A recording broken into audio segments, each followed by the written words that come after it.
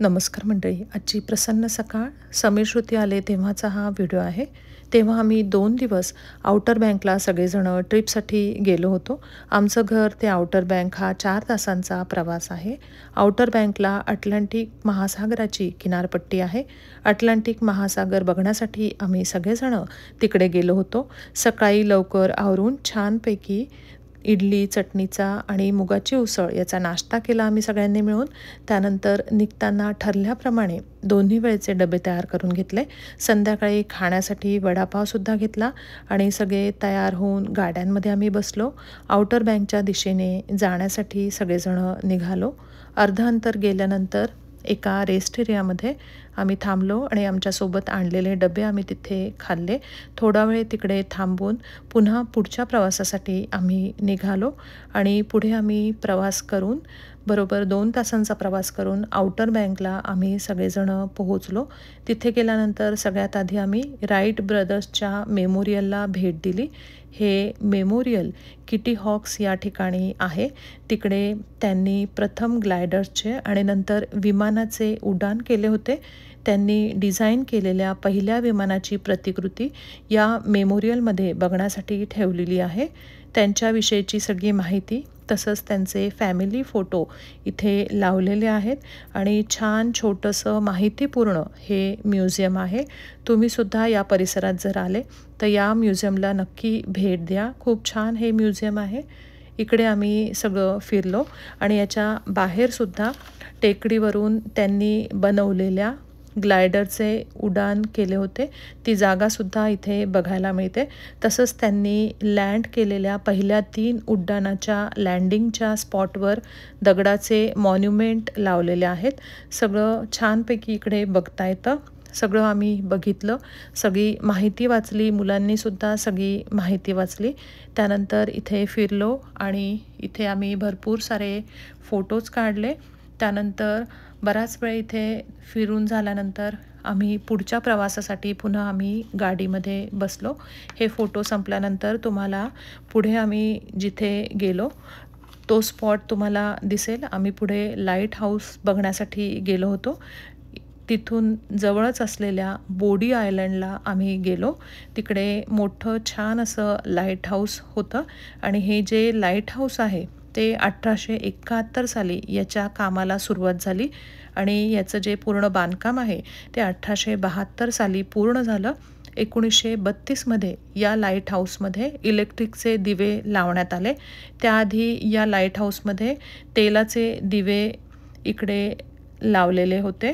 म्हणजे तेलाचे दिवे लावण्याची आधी पद्धत होती, त्याच्यामुळे आधी तेलाचे दिवे इथे लावले होते आणि 1932 मध्ये इलेक्ट्रिकचे दिवे या लाईट हाऊसमध्ये लावण्यात आले. हे सगळं आम्ही फिरलो आणि याला लागूनच मागच्या साईडला बोर्ड वॉक आहे. तो पूर्ण बोर्ड वॉक आम्ही फिरलो. तिथे खूप छान असं वातावरण आम्हाला छान वाटलं तिथलं वातावरण, कारण संध्याकाळ होत होती आणि ऊन पण कमी झालेलं होतं. खूप छान प्रसन्न असं तिकडे वाटलं. तिकडे भरपूर सारे आम्ही फोटो काढले. त्यानंतर आमच्यासोबत आणलेला वडापाव आम्ही सगळ्यांनी मिळून गाडीमध्येच मग खाल्ला आणि छान वडापाव खाऊन झाल्यानंतर पुन्हा आम्ही प्रवास करून आमच्या हॉटेलच्या रूमवर आम्ही पोहोचलो. आम्ही जेव्हा रूमवर पोहोचत होतो म्हणजे हॉटेलमध्ये पोहोचत होतो तेव्हा सूर्यास्ताची वेळ होती. आमचं जे हॉटेल होतं ते बीचला अगदी लागून होतं. आम्ही रूमच्या खिडकींमधनं सूर्यास्त आधी बघितला.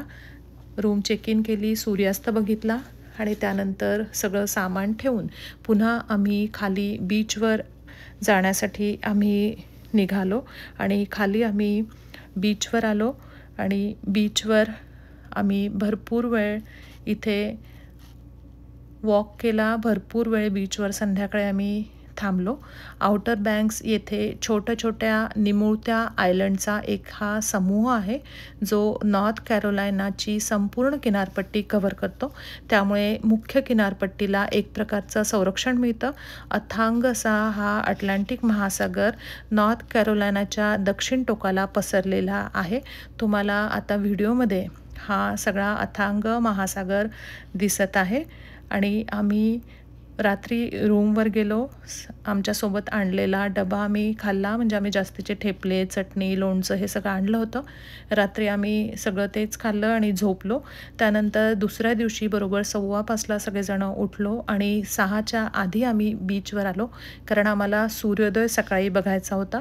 आमच्यासोबत मुलंसुद्धा सकाळी लवकर उठली आणि मुलंसुद्धा आमच्यासोबत सकाळी सकाळी बीचवर आली आणि सूर्योदय आम्ही बघितला. उगवत्या सूर्याला अर्घ्य दिलं.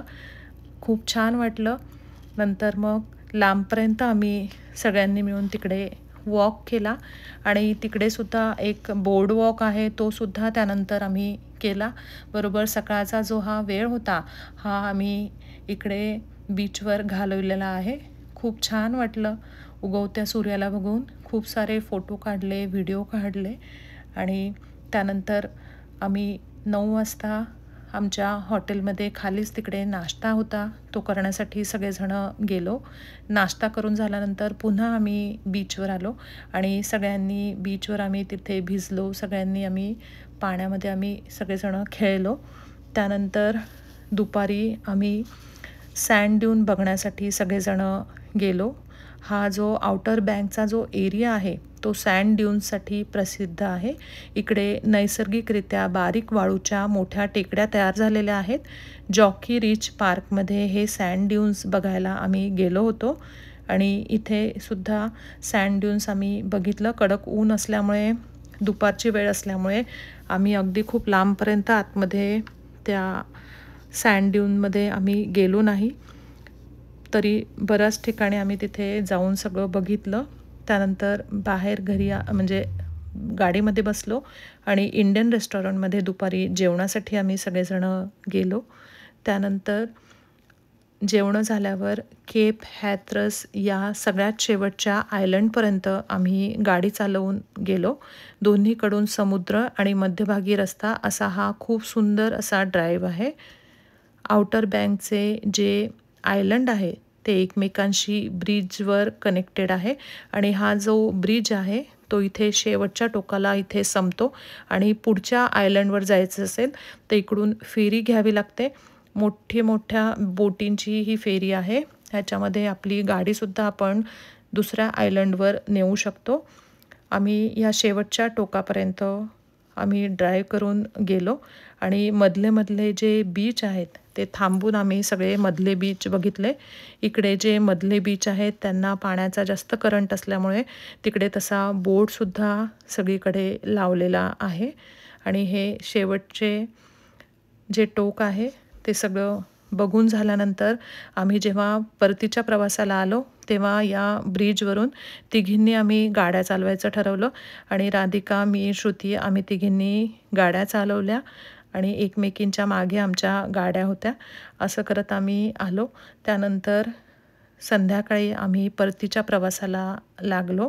एका ठिकाणी ऑलिव्ह गार्डनमध्ये आम्ही जेवण केलं आणि रात्री बरोबर 12 वाजता आमच्या घरी आम्ही सुखरूपपणे पोहोचलो. तुम्ही व्हिडिओ शेवटपर्यंत नक्की बघा. ही सगळी तुम्हाला माहिती सांगितलेली आहे. तर हा जो व्हिडिओ आहे ह्याची शेवटपर्यंत तुम्ही हे सगळं नक्की बघा. तुम्हाला व्हिडिओ नक्की आवडेल. धन्यवाद.